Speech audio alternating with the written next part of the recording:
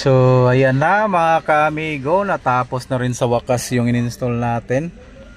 So ito yun sa MG ZS Android 13.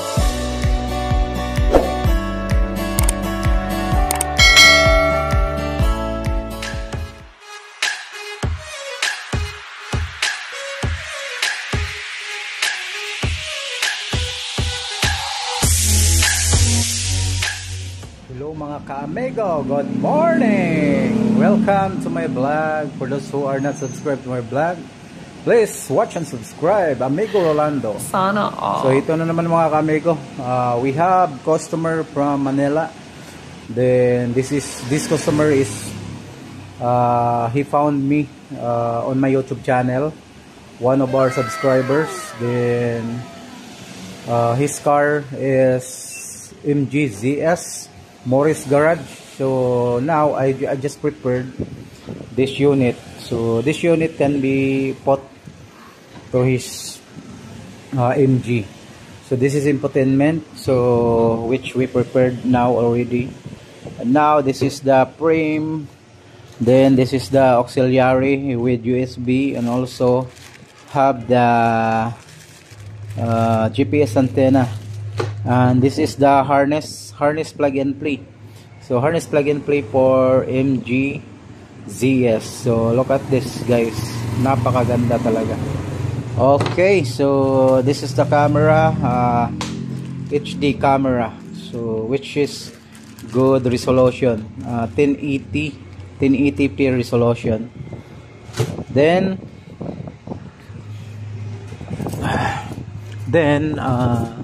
I've just prepare because the customer is near to arrive. Later on, we check this new unit. This is Android 13 with CarPlay, with Android Auto, so and also complete application. There's Maps, Wish, Play Store, Teams, and also YouTube have. Then Bluetooth also have.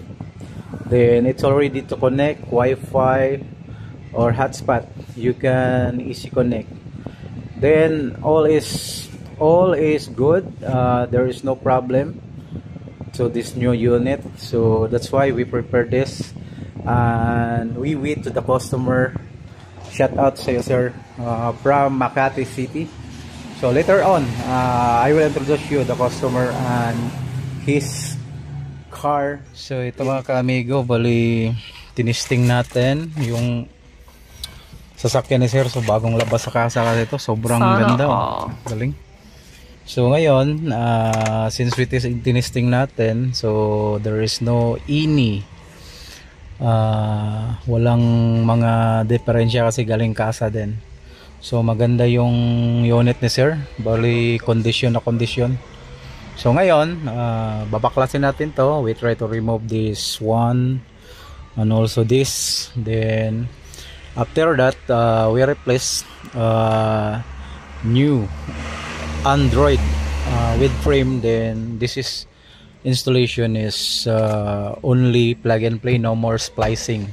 Okay, so this is the first step, everyone. So for those who are not familiar MG ZS, so this one we first to remove from their side going here, then have going to the flasher.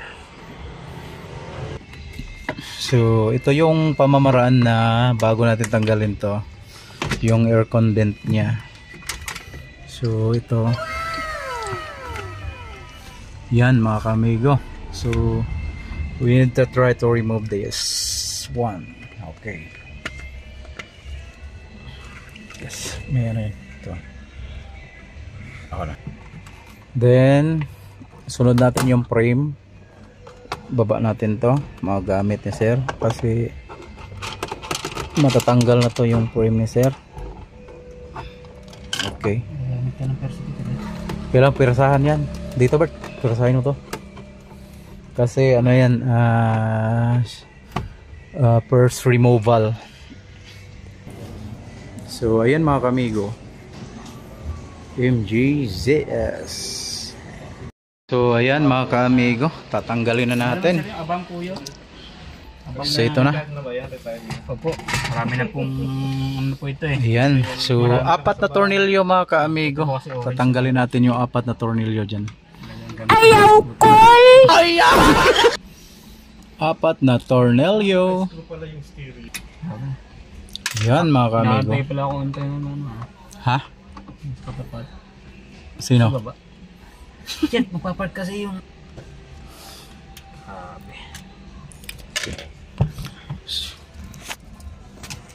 Okay, so mga kaamigo, natanggal natin yung apat na screwdriver.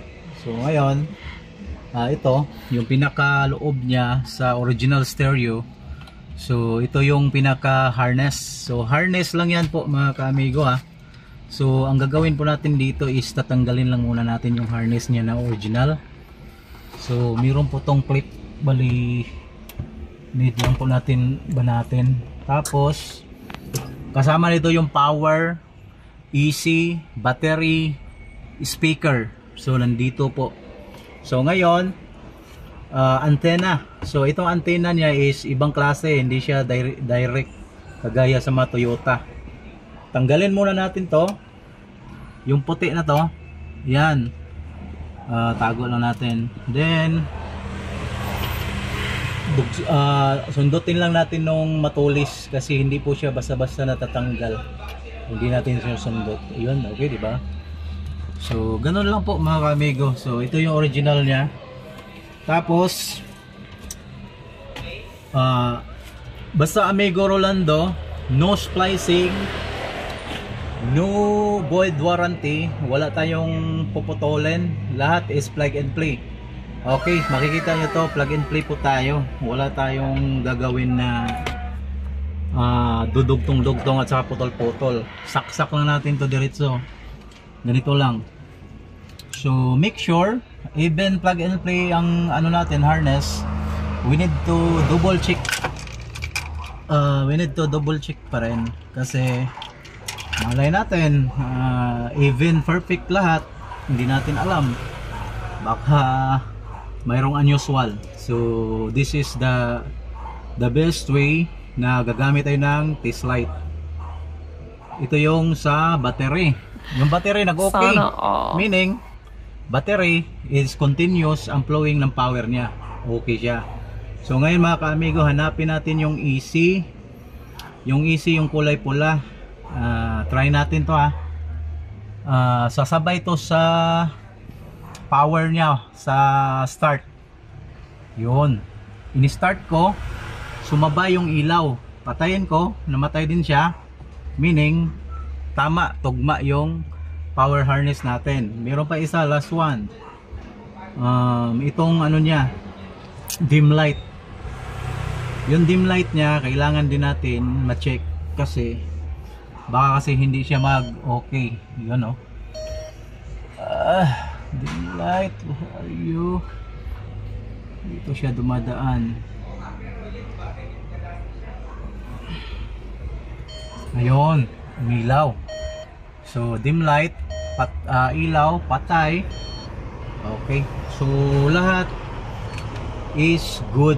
Walang unusual na nakikita sa harness natin. Okay siya. So ngayon mga kaamigo, Start na. Start na tayo. Maglagay ng camera, USB, lahat ng mga kailangan kasama sa package natin sa MGZS. All is plug and play. So lalagay na natin. Okay, start na tayo. Alright mga kaamigo, bali nalagay na natin yung camera dito. Then yung camera sa harap natin. Tapos yung GPS nya na antenna nandyan na rin. Tapos nandito yung mga wirings sa USB, nandito na nakaabang. Saka yon sa GPS nandito din. Then ito yung sa ano natin, reverse wire. Bali ito yung magsisilbing ano ng reverse mamaya. Dito siya kukuha ng power sa harness natin. So ganun lang mga ka-amigo, tapos malapit na tayong maano nito. So ayan mga ka-amigo, bali na lagay na natin siya. Doon na. So mamaya titesting natin para malaman natin kung nag-okay lahat. So ayan na mga ka-amigo, natapos na rin sa wakas yung in-install natin. So ito yun sa NGZS Android 13 with camera front and back. Pakita ko lang sa inyo yung front camera nya. Ito yung front camera nya, napakalinaw. Tapos pwede rin natin paliitin. Ayan. Tapos yung reverse camera, pakita ko rin sa inyo mga kamigo gaano siya kalinaw. So ganun yung ano ng reverse camera nyo. Grabe oh. Yun oh. Ganda no. So ayun, pag automatic nagre-reverse siya pag nagre-reverse ka.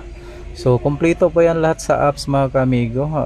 Meron na rin tong Netflix, video, music, Bluetooth, kompleto na. Tapos Chrome, Play Store, lahat, CarPlay, Z-Link, Thames, YouTube.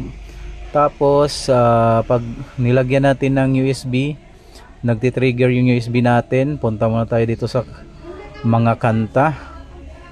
So ayan yung mga kanta natin mga kamigo. Ayan. So yan, directory, singer. Ayan, pipilian mo lang siya. Then pupunta ka sa movie. Ayan din sa movie. So meaning gumana yung ano natin, USB na sir. Kaya ka. Ayan, gumana. Sige, dito ka sir. I-demo ko sa'yo sir. So mga ka-amigo. Natapos na yung installation natin. Bali okay naman lahat. Wala namang problema sa pag-i-install. Bali okay na. Gumagana na lahat. So yun, lahat ng pinakita namin sa inyo is okay po. Plug and play. No splicing. Lahat is okay. Then inayos natin lahat pagkalagay sa mga wirings, lalo na sa mga wire sa loob. In-strap natin para hindi siya maingay. So ganun kaganda yung installation ni Amigo Rolando. So mga ka-amigo, shout out sa lahat ng mga nandyan. Okay.